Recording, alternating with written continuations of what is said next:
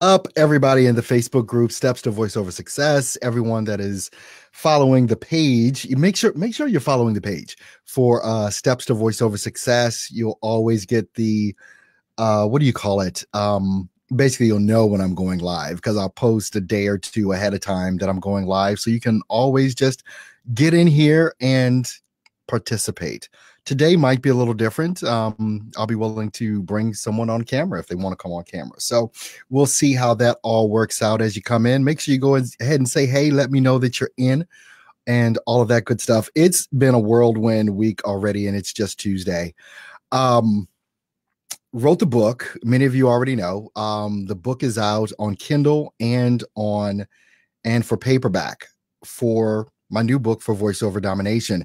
It's out there. It's already blowing up. I'm amazed at the response to the book already.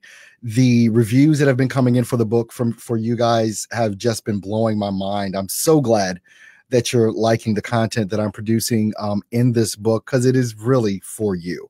I really want to see everyone win. I want to see people actually get out here and do the things that need to be done in order to really build that successful voiceover career that you want. I mean, that is what you want, right? You want to build a successful voiceover career. I know it may be kind of frustrating. It may be kind of hard. It seems even at times to really build what you need to build. But let me just tell you, if you do the work, you take that grind and don't quit mentality, and you actually do, you execute on what it is, the things that I've been telling you guys for over 2 years now. It's like it's all in the execution and not getting frustrated. And one of the things that I see so many times is that people try and do too much. And what I mean by that, maybe it's not that you try and do too much, but you don't give anything enough time to actually solidify and work in your sales and marketing.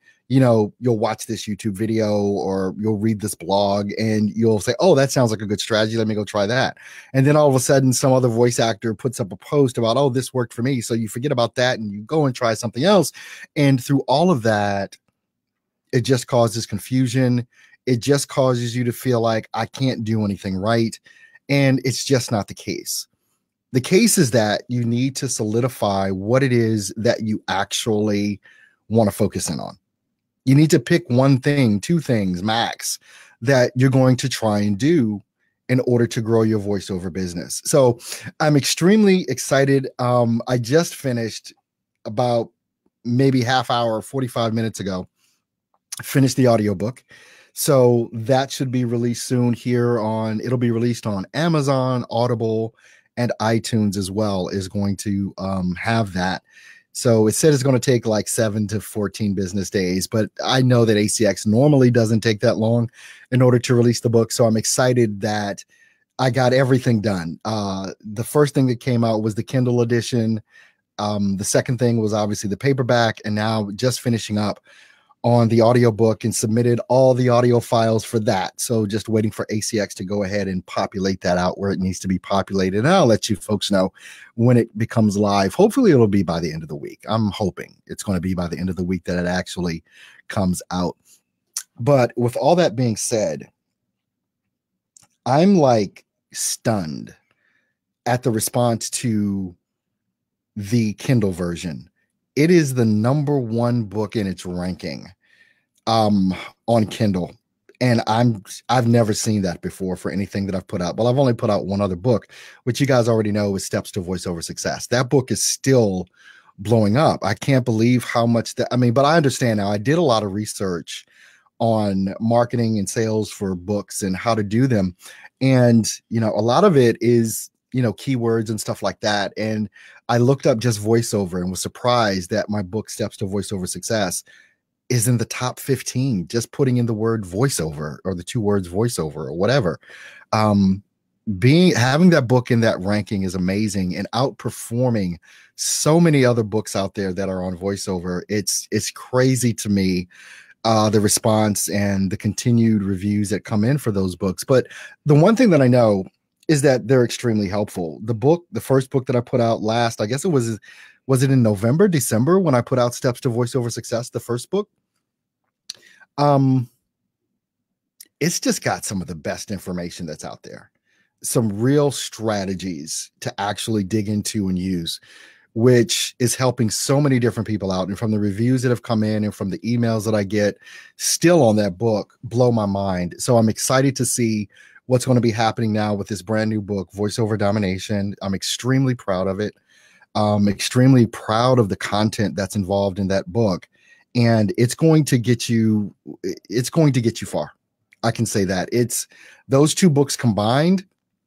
That's what you need to start a voiceover business. I'm not even kidding.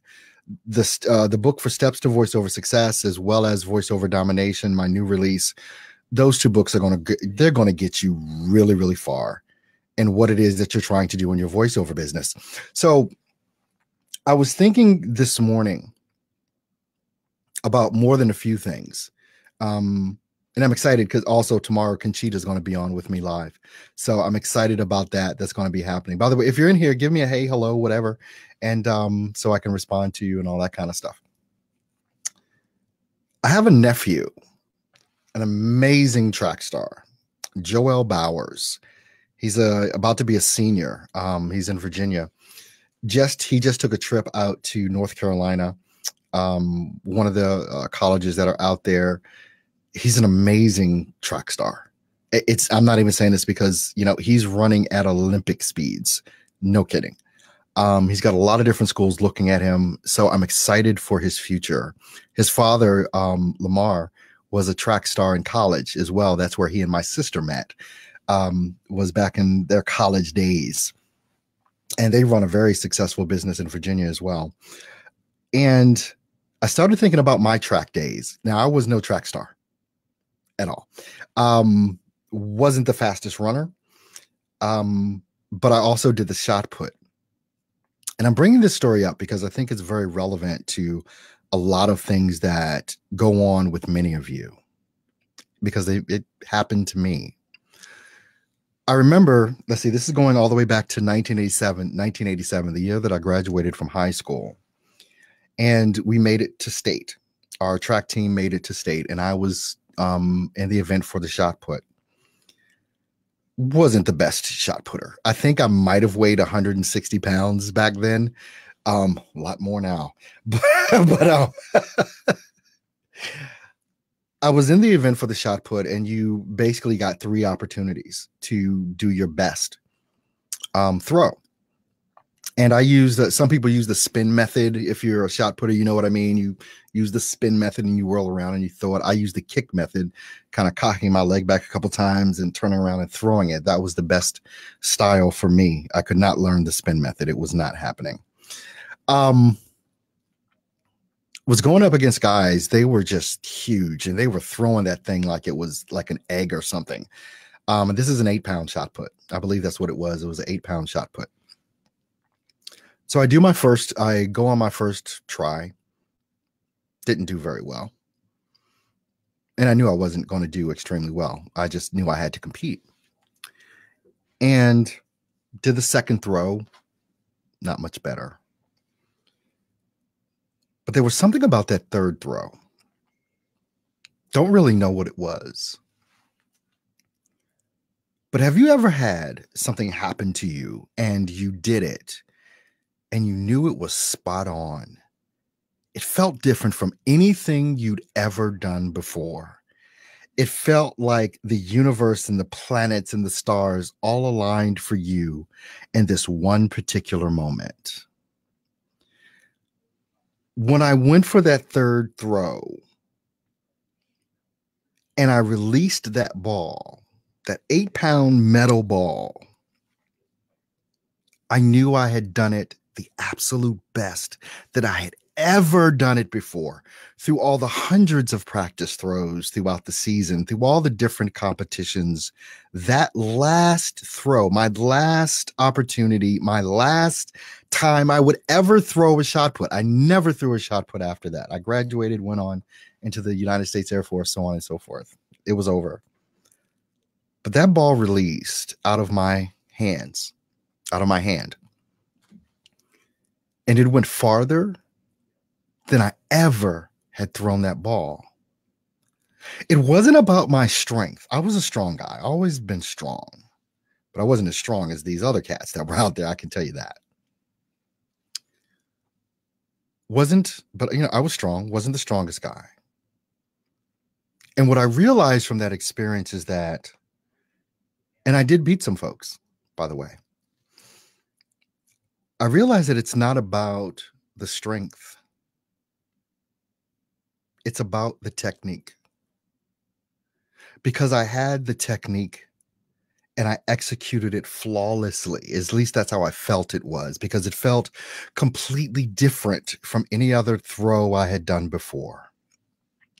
My martial arts teacher had a saying, and he would say, we would, when I reached black belt level, he started talking about owning the technique. It's one thing to know what to do. Okay, this is the move. This is how you do the move. That's the technical part of it. It's a whole other thing to understand and realize and own the technique. It's actually a part of who it is that you are. And I'm going to go into talking about your business, because this is what this is about. So with the shot put, it wasn't about my strength. It was about the technique, and it became a part of who it is that I was. And even when my martial arts teacher would talk about, I guess throughout my 20s and 30s, I was heavily into martial arts. He would say, when I would do a movement, he's like, you don't own it yet. He could see I knew the move, but I did not own the move. It wasn't natural. It wasn't coming from me naturally. It was a technical type of thing. It was very clinical, if I can use that term. In your marketing, it's not about being the most clever. It's about being authentically you, owning it to the point where what you're putting out is so much who you are. It's just a part of you, and it comes out exactly how it should come out from you. This is why I don't believe in cookie cutter programs. I don't believe that they work. When you own your marketing, when you own it, and you haven't just gone around and copied and pasted from other websites, or you think this sounds slick or this sounds good and I want to put this copy on my website or in my email. When you own your marketing and it's authentically who you are, no one can beat you. We try and practice so many different things. And it's funny because another martial arts analogy just came up for me. Bruce Lee had a saying.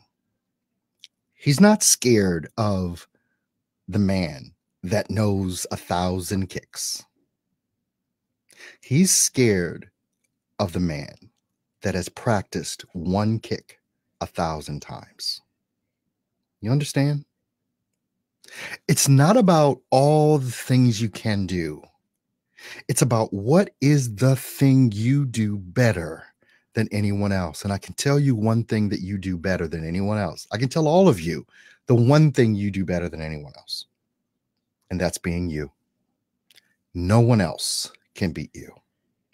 And when your marketing reflects exactly who it is that you are, the copy on the page, the whatever it is that you're putting out, the Facebook post, the LinkedIn post, or whatever, when it is authentically who you are, you attract people that are attracted to that.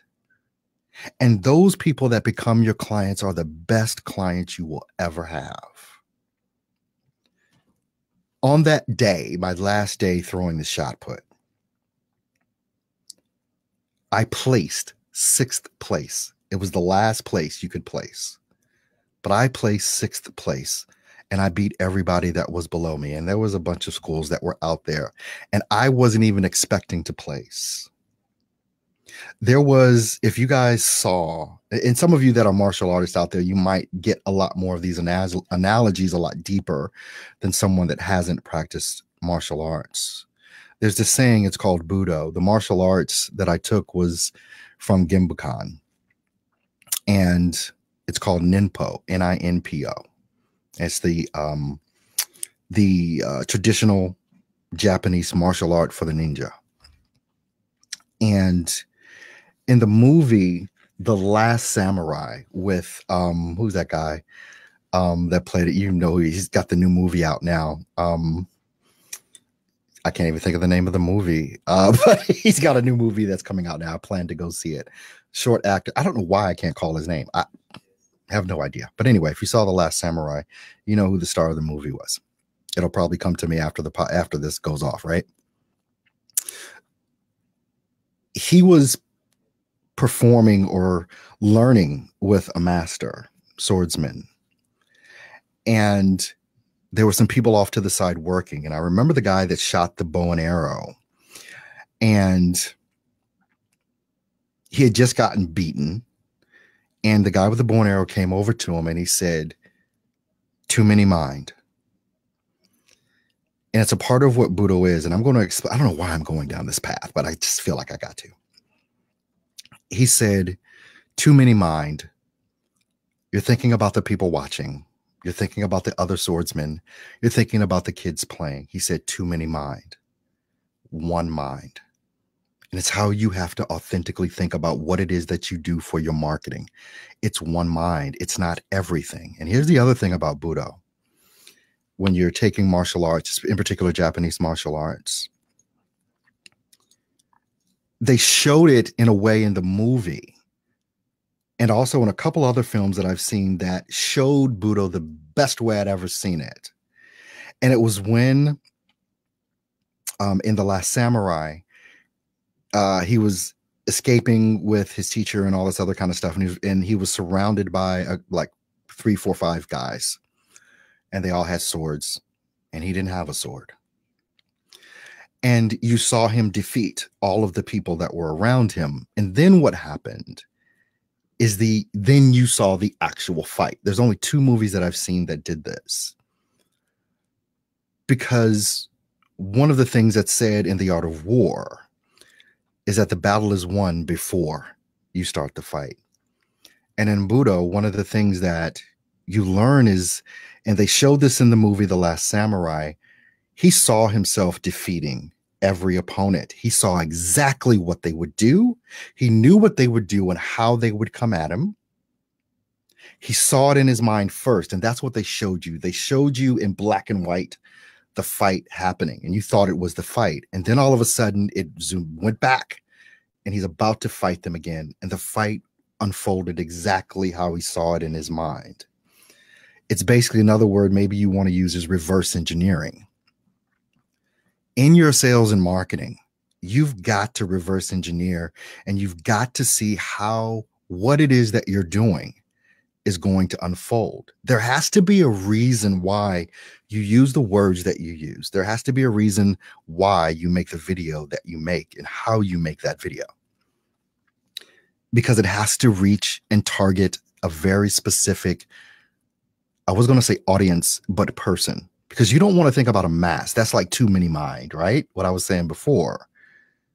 You want to have, in a nutshell, an avatar of your ideal client, whether it's someone you've done work with before because you're an experienced voice actor. If you're not, it's someone that you want to do business with.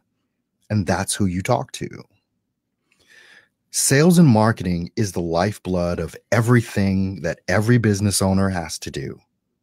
It's sales and marketing. And if you're not an expert at that, your business will never grow. And if you try and do it like someone else does it, and it's not authentically who you are, it won't work. This is why you have to really reach down deep and discover these things. And it's one of the things that I'm going to be dealing heavily with in the mastermind for Succeed on Demand. I talk about it in the book, but it's one of those things where if you're not authentically you can't sustain it. The words on the page won't sound like you. The things that you say in words and videos won't sound like you. It won't feel like you. And there's something about each of us on the inside that we can tell that. We can tell when someone's real and when they're fake.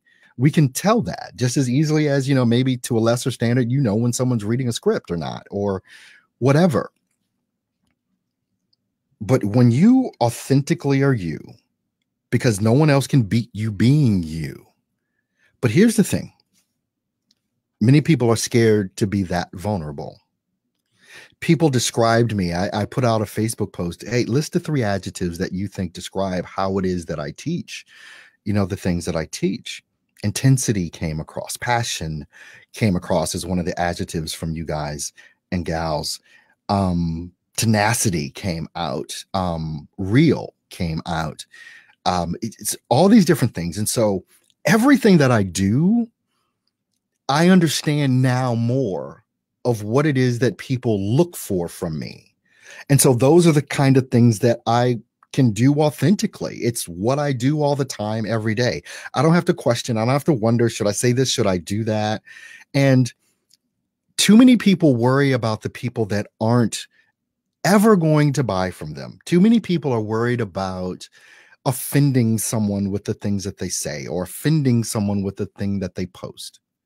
Well, if you're being you, the people that are like you and the businesses that are like you are going to do business with you, because those are the things they appreciate. Again, this is why I don't believe in cookie cutter programs. I don't believe you can just go take this course and all of a sudden you're doing great, or it's going to change your life dramatically, or it's going to offer you that transformation that you actually are looking for in your business. Cookie cutter stuff does not work. That's why I deal with unique strategies with the people that I coach and teach inside of Succeed on Demand. You can get information on Succeed on Demand right at the website, stepstovoiceoversuccess.com. You'll see it. It's towards the top. Just click on it. You'll watch one of the videos that I just made, and you can schedule an appointment to talk to me. See, I don't let just anyone in Succeed on Demand. I don't. I let people in that I know I can help based on a conversation that we have.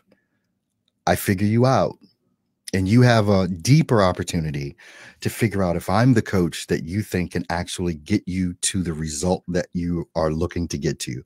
And the only outcome that I look to get to in Succeed on Demand, more clients and more money, high-end clients. That's it. That's the outcome.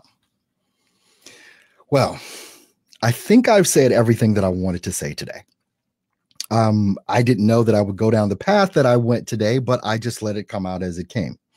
So I hope that it made sense. If you missed something in the beginning, rewind, go back. This video is going to be posted. I'll probably put this up on YouTube, and I'll probably use this as a podcast as well. So if you want to listen to the podcast, you can find it just about everywhere. Actually, if you go to stepstovoiceoversuccess.com and scroll down a bit, you'll see everywhere you can hear my podcast, just in audio form. Obviously, you know how to connect with me on YouTube. So I want to thank you folks that tuned in. Didn't get an opportunity to say hi to anyone. But I appreciate you coming in, and I appreciate you watching this video. If you want to share it out, I definitely appreciate that. I'm looking forward to tomorrow, Wednesday, same time. We're going to have Conchita Congo on, voiceover extraordinaire. Wow, does she have a great voice? So we're going to have her on tomorrow and be talking with her. So I hope you guys have an awesome and an amazing day, and I'll see you guys tomorrow.